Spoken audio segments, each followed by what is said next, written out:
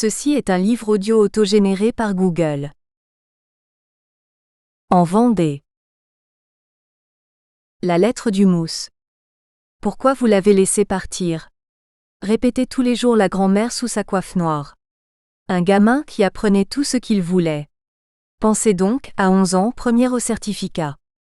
Elle savait bien, la vieille Léonie, que si l'aîné des garçons s'était embarqué sur le plus gros chalutier vendéen, c'est qu'on n'avait pas pu faire autrement.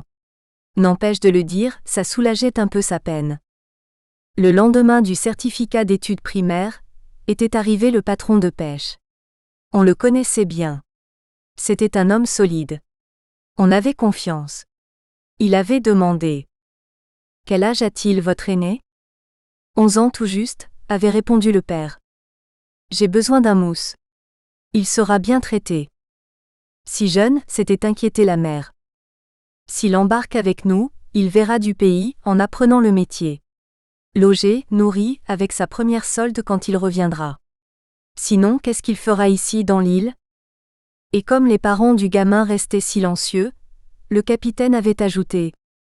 On lève l'ancre demain. Au petit jour. Si c'est d'accord, vous savez où me trouver. La journée s'annonçait morne et soucieuse. Le père avait questionné son fils. Et toi, garçon? Maintenant que tu as ton certificat, qu'est-ce que tu en penses? Il ne savait pas trop, le garçon. Il était partagé. Partir, c'était quitter la maison, l'île et l'enfance, il le sentait bien. Mais rester, c'était attendre quoi? Une autre occasion de chalut, pour apprendre le métier? Car la mer, les intempéries, l'absence, c'était le sort de tous les gars sur l'île.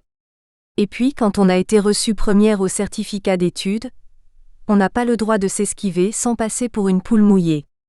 Alors un peu plus tôt, un peu plus tard.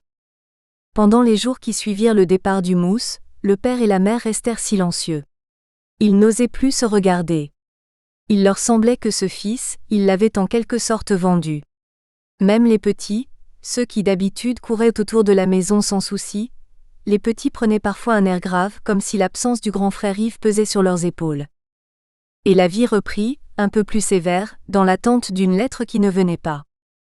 La mère du garçon qui pendant des jours s'était postée sur le chemin à l'heure du facteur.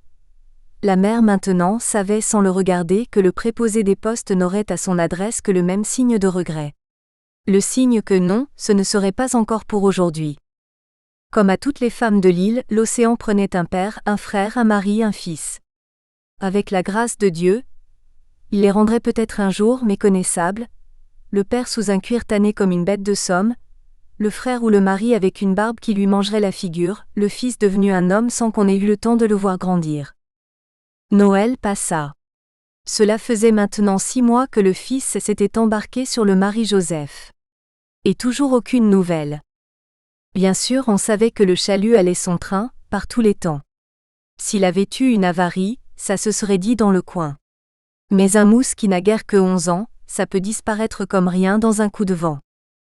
Quand le ciel était chargé, le vent violent, la mer mauvaise, et que pendant des semaines on était sans nouvelles du Marie-Joseph, on priait Saint-Yves le patron des marins, et en plus celui du gamin.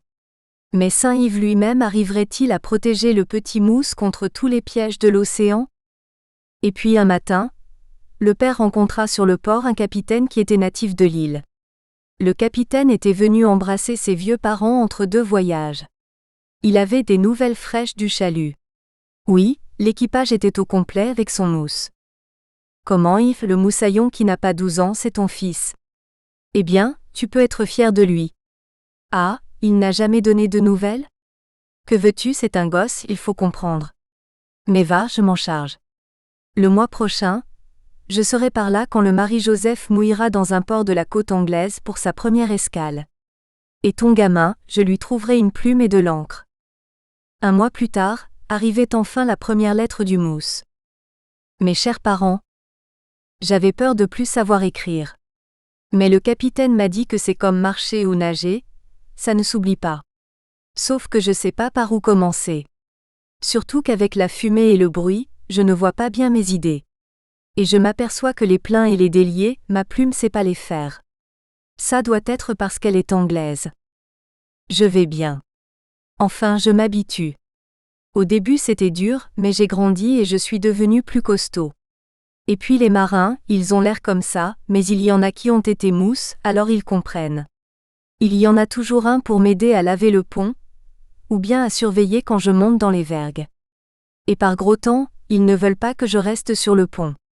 Comme ils disent, ce moussaillon, il est pas plus gros qu'un poisson. Alors des fois qu'une vague voudrait le reprendre. On mange à sa faim, même si c'est pas la bonne soupe de chez nous. Je dors dans un hamac, alors ça me berce. J'ai bien pensé à vous tous les jours, surtout le soir, et aussi aux petits.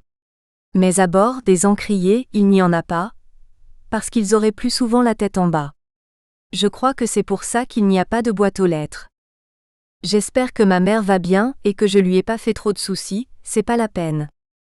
Voilà le capitaine qui revient. Pour la prochaine escale, j'aurai le temps d'écrire tout ce qui est intéressant sur le cahier qu'il m'a donné, pour vous l'envoyer, parce qu'il m'a acheté aussi des crayons. En attendant, je vous salue tous, sans oublier la grand-mère. Votre fils affectueux, Yves Le Goélec, mousse par la grâce de Dieu sur le Marie-Joseph de Vendée.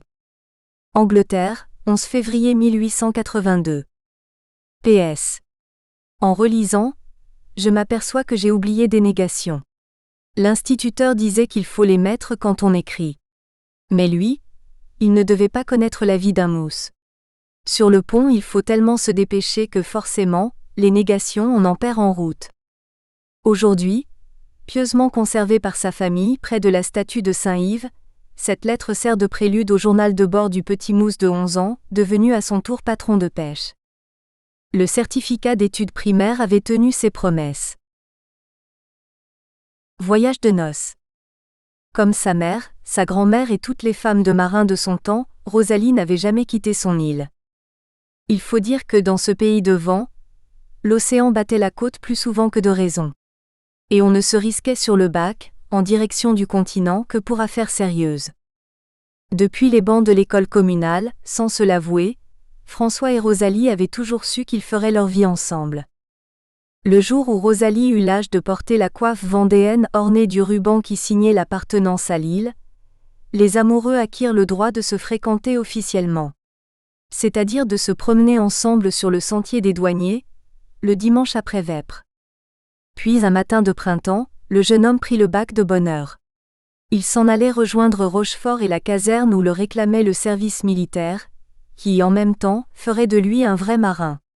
Ils étaient bien un peu tristes de se séparer, les amoureux, surtout qu'ils allaient se quitter pour la première fois depuis l'enfance.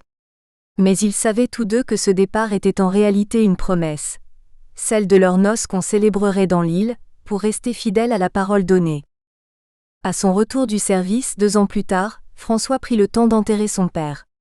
On partagea les maigres biens familiaux, dans le respect de la tradition.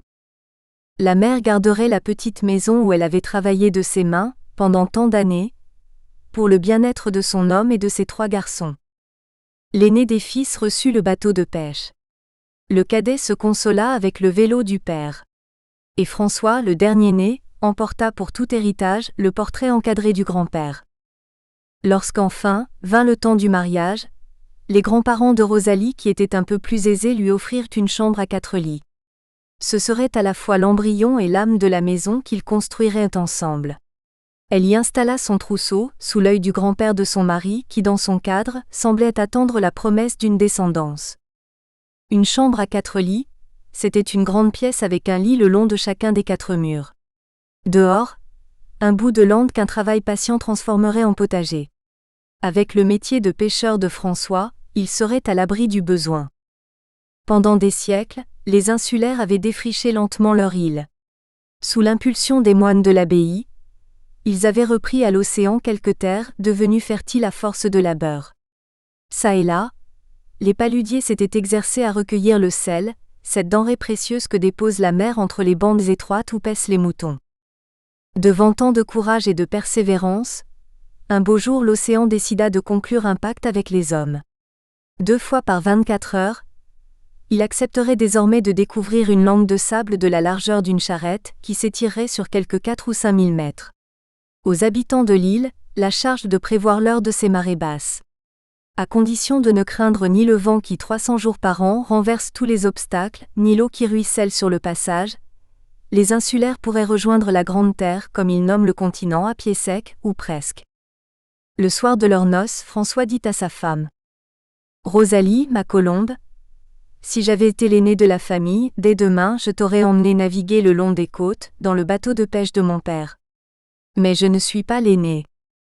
Si j'avais été le cadet, reprit-il un peu plus tard, je t'aurais fait visiter le continent. Tu serais monté en Amazone sur mon vélo, et nous aurions traversé ainsi le gué. » Le passage du Gois, s'exclama Rosalie. S'il n'était pas si loin de chez nous, je l'aurais emprunté à pied pour voir la Grande Terre. La Grande Terre? Tu en rêves donc toujours? Si j'en rêve, à voir Rosalie.